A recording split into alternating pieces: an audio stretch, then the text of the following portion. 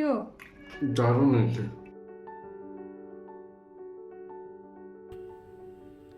কাল ফিল্ম দেখে ফেরার সময় ইচ্ছে ওর বাবাকে বলছিল, বাবাই তুমি অনেক দিন কিছু বানাওনি।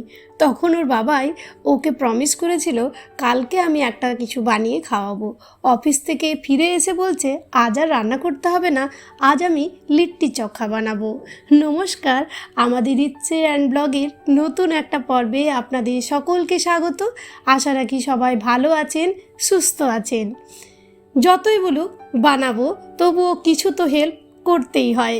তাই আমি চলে এসেছি কিচেনে। এই যে প্রথমেই আটাটাকে মেখে নেব, আর লিট্টি বানানোর জন্য আর সাদা তেল দেবো না, আটার মধ্যে দিয়ে দেব ঘি। তারপর ঈষদুষ্ণ মানে অল্প একটু কুসুম গরম জল দিয়ে ঘিটাকে, যেহেতু মেল্ট হয়ে যাওয়ার দরকার আছে, মানে ঘিটা এই ঠান্ডার মধ্যে বেশ ভালো রকম জমে গেছে, তাই আমি জলটা একটু গরম করে তারপর আটাটাকে ভালো করে মেখে নেব।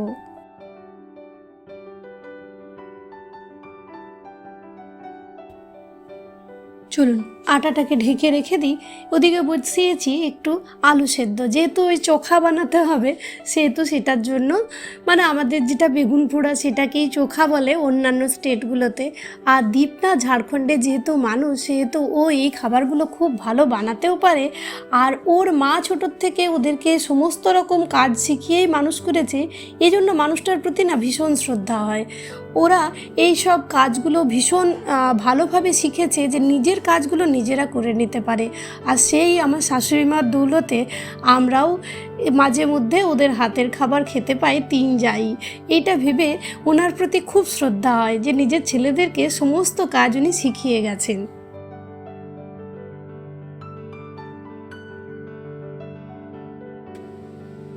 লিটির মধ্যে উপকরণ বলতে দিয়েছি এখানে কালো জিরে, একটু জোয়ান, একটু দিয়েছি ধনেপাতার কুচি, লঙ্কার কুচি আর পেঁয়াজ কুচি, আর তার সাথে আমের একটু বেশ মশলাদার তেলটা দিয়েছি, আমের একটা টুকরো দিয়েছি, আর দিয়েছি দুটো আমের আচারের শুকনো লঙ্কা।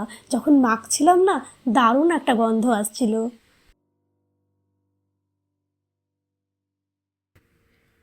লিট্টির পুর বানানোর জন্য সমস্ত উপকরণগুলো নিয়ে নিয়েছি।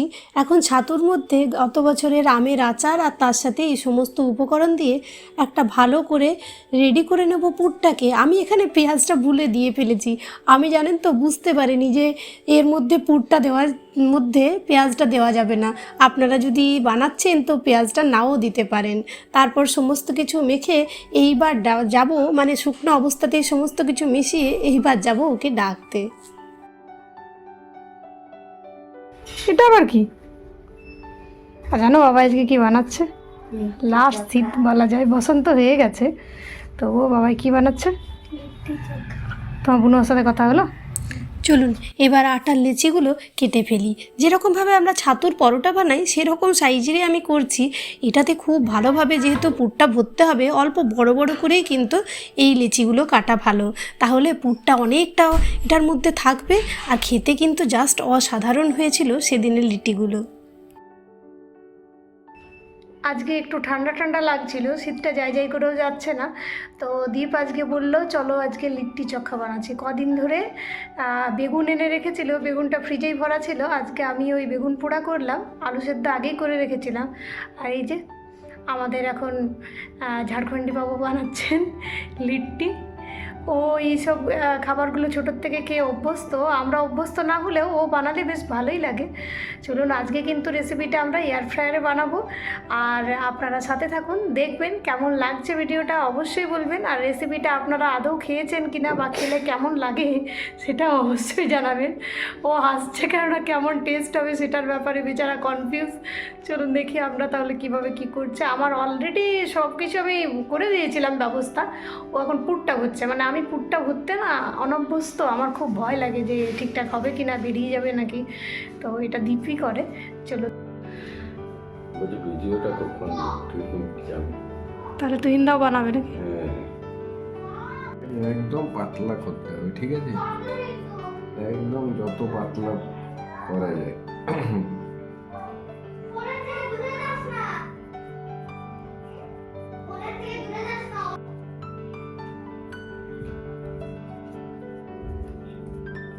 দেখুন এইরকম বানিয়ে নিতে হবে।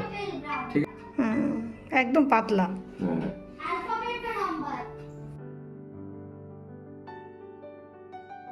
এর মধ্যে না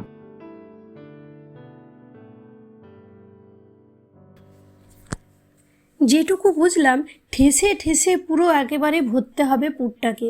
হাতে বারবার করে দেখছিলাম প্রেস করে করে কী সুন্দরভাবে পুরটাকে পুরো ভরছে। আমরা এইটা কোনো দিন বানাতে এরকমভাবে দাঁড়িয়ে দাঁড়িয়ে যে দেখেছি সেটা নয়, দীপ যখন বানায় তখন নিজেই বানায়, কোনো দিন এত ভালোভাবে খেয়াল করিনি। ভিডিও বানাতে গিয়ে দেখলাম কিভাবে বানায়। দেখুন, কিন্তু বানানোটা কিন্তু খুবই অনেকটা সময় সাপেক্ষ, মানে যথেষ্ট ধৈর্য লাগে, কিন্তু খাবারটা এত টেস্টি, খেতে এত সুন্দর লাগে যে এই খাটালিটা পুষিয়ে যায় ঠিক। তারপর ঠেসে ঠেসে পুরো ভরে এটাকে ধীরে ধীরে সাইডগুলোকে মাঝ বরাবর এনে খুব ভালোভাবে সিল করে দিতে হবে। সেই সিল করার সময়টাও কিন্তু বেশ ভালো রকম লাগে দেখলাম। ওদিকে ইচ্ছে আমার বোনের মেয়েকে ফোন করছে, তাই ভিডিওতে মাঝে মাঝে ওই ভয়েসগুলোও চলে এসছে। কী করবে, খুঁজে পাচ্ছে না, এই সময়টাতে আমরা দুজনেই বিজি, তাই ওরা দুজন একেবারে পিঠোপিঠি বোনের মতন হওয়াতে ও এখন ওকে ফোন করে বেশ কথাবার্তা বলেছে।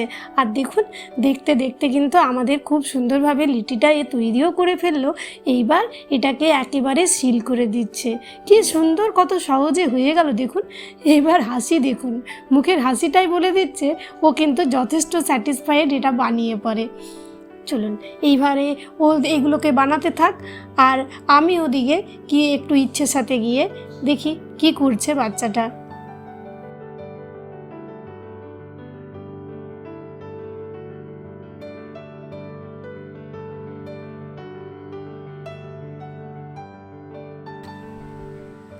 ফিরে এসে দেখি ওর পুরো লিটি বানানো কমপ্লিট হয়ে গেছে। এই কাজটা করতে বেশ অনেকটাই সময় লাগলো। ততক্ষণে ইচ্ছের কাছে আমি গিয়ে দেখলাম ও ওই যে আমার বোনের মেয়ের সাথে কথা বলছে, ওটাই চলছে দুজনের লুকোচুরি খেলা। ফোন দিয়েও যে লুকোচুরি খেলা যায় আজকালকার বাচ্চাদের দেখে শিখতে হবে। একা একা এক একটা বাচ্চা থাকে দূরে, এই ফোন নিয়েই ওরা কিন্তু এরকমভাবেই একটু রবিবারের দিনগুলোতে এরকমভাবে কথা বলে, বাকি দিন তো পড়াশুনোতেই চলে যায় বলুন।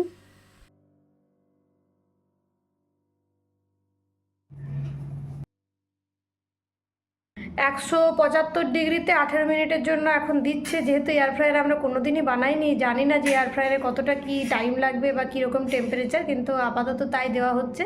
প্রিহিট করতে দিয়ে দিয়েছে এয়ার ফ্রায়ারটা, আর এদিকে একটু ঘিকে গরম করে নিয়েছি, সেই ঘিটা এখন ওদের গায়ে লাগাচ্ছে, তাহলে গন্ধটা খুব সুন্দর হবে। যেরকম বাড়ির বানানো গলানো ঘি যখন এই লিট্টিগুলোর উপর দিচ্ছিল না, ঘিয়ের গন্ধে পুরো ঘরটা মম করছিল।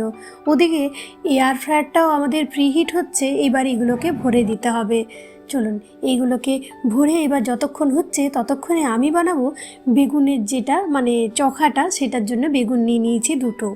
এই বেগুনগুলোকে এরকমভাবে চারদিকে কাট লাগিয়ে নেব। আমরা নর্মালি যেরকম বেগুন পোড়া বানাই তার থেকে একটু আলাদাভাবে বেগুন পোড়াটা আজকে বানাবো। এই বেগুন পোড়াটা আপনারা নর্মাল রুটি দিয়ে ভাত দিয়ে খেলেও কিন্তু দারুণ লাগে, মুড়ি দিয়েও দুর্দান্ত একটা স্বাদ আছে। খানিকটা রসুনকে খোসা ছাড়িয়ে নিয়েছিলাম, সেই রসুনগুলোকে প্রত্যেকটা কাটে দুটো একটা করে ভরে দিয়েছি, আর দিয়েছি দুটো কাঁচা লঙ্কা, দুটো বড় কাটে। ভালো করে দেখে নেবেন বেগুনের মধ্যে যেন পোকা না থাকে। তারপর দুটো বেগুনকেই সেমভাবে রেডি করে অল্প একটু সর্ষের তেল ভালো করে বেগুনের গায়ে মাখিয়ে দেব। এতে কি হবে, যখন আমরা বেগুনটাকে গ্যাসে পোড়াবো তখন কিন্তু একেবারেই বেগুনটা ভালোভাবে সেদ্ধ হবে, শুধু ওপর থেকে যে কালারটা চেঞ্জ হয়ে যাবে সেটা নয়, সেই জন্যই তেলটাকে মাখানো। এখন বেগুন আর টমেটো দুটোই ভালো করে পুড়িয়ে নেব। আলুটা অলরেডি আমাদের সেদ্ধই করা আছে।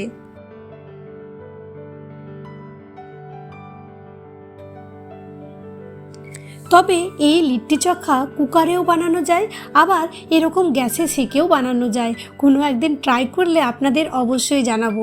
ইচ্ছে আছে একবার ওটিজিটাতেও ট্রাই করার, যদি কোনো দিন ট্রাই করি আপনাদের সাথে নিশ্চয়ই শেয়ার করব। প্রথমে বেগুনগুলোকে খুব হাই ফ্লেমে গরম করে আঁচটাকে কম করে দিয়েছিলাম। ওই মিনিট 5-7 পরে ওটা দেখলাম খুব সুন্দর হয়ে গেছে, উল্টে নিলাম। আর এখন দীপ ডাকতে এসেছিল যে চলো একটু তেলটাকে মাখিয়ে দেবে।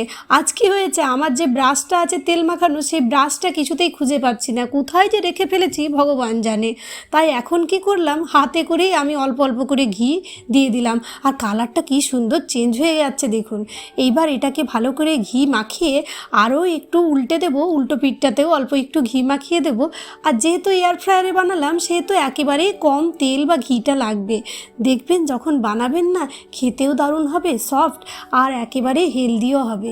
একে তো লিটি হেলদিই বলা যায়, সেঁকা লিটি, অল্প যা ঘি লাগে এটাই যা। চলুন এটাকে আরও কিছুক্ষণের জন্য দিয়ে দিই, তাহলে এটা রেডি হয়ে যাবে।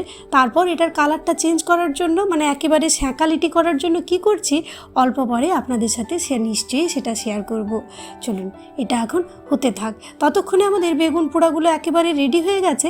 চলুন এগুলোর খোসা ছাড়িয়ে এবার এগুলোকে মেখে দেবো।